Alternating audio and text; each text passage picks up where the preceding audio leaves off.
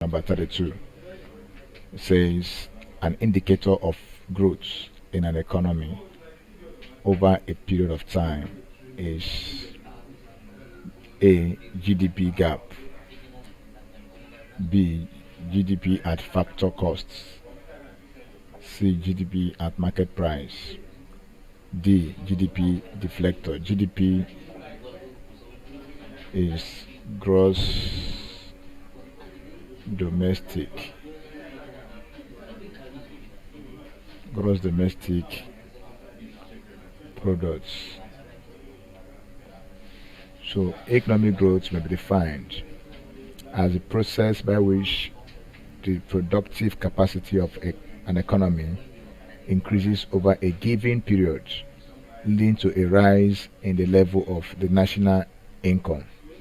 When there's economic growth, it shows in the form of an increase in income level, an expansion in the labor force, an increase in the total capital stock of the market of the country, and a higher volume of trade and consumption.